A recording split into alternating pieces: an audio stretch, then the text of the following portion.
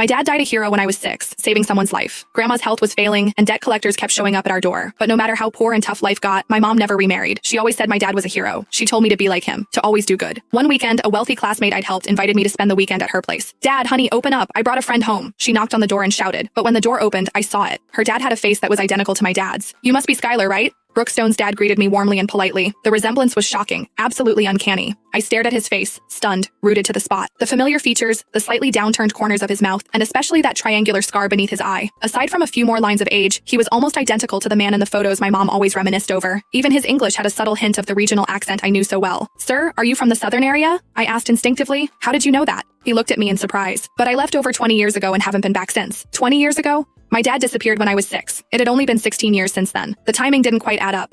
Did my dad have a twin brother? Or could there really be two unrelated people in the world who looked exactly alike? I followed Brooke into the guest room, still feeling deeply unsettled. "Are you feeling okay?" she asked, concerned. I opened my mouth, a little speechless. It felt wrong to just blurt out that her dad looked exactly like mine. I glanced around the room. On the desk was an old family photo of their family. The date on it was 20 years ago. I would have been 2 years old then. Brooke in the photo must have been just a baby. Besides that, there were their names. Arthur Stone was probably her dad. My dad's name was Arthur Grant. Only the first name was similar. "I'm fine. I just think your parents are both so good looking." "How did they meet?" I carefully chose my words. "My mom said that about 20 years ago, she was on a business trip and got robbed. My dad chased them away." Brooke seemed happy to tell her parents' love story, quite excited. "They fell in love at first sight. After my mom's work was done, my dad followed her to New York City, Riverwood." I caught the keyword. I barely heard anything else after that. That was my hometown. If this was a coincidence, it was too much of one. "Do you know where your dad is from?" I eagerly interrupted her story. "I don't know that. I heard my grandparents passed away a long time ago, which is why my dad had nothing holding him back from leaving the southern area, and he never went back. My grandma passed away when I was 18. Could he really have no connection to my father?" My mind was a jumbled mess of thoughts. It was almost dinner time, so I decided to try a subtle test.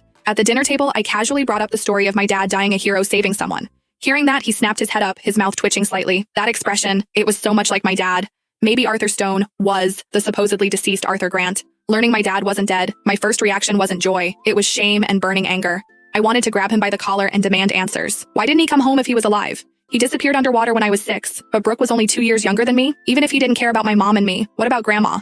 Did he not care about her at all? Recalling the beautiful face of the woman in that family photo and Brooke's casual mention of her maternal grandfather's prominent status, I ultimately swallowed the questions on the tip of my tongue. Whatever the answer, it would only be humiliating. "Sir," I asked, "you must be very happy to have a daughter like Brooke, right?" I thought I heard him let out a subtle sigh of relief. "Happy? Yes, but raising her costs a fortune." He took my words, his voice betraying unconscious tenderness and indulgence. "I see you as a daughter too, Skylar. Tomorrow I'll take you two to the mall. Buy whatever you like. It's on me." A cold dread settled in my heart. I felt no joy from his words. Treat me like a daughter? I thought he was just guilty, trying to buy my silence. "No thank you. You should save that for Brooke instead," I emphasized.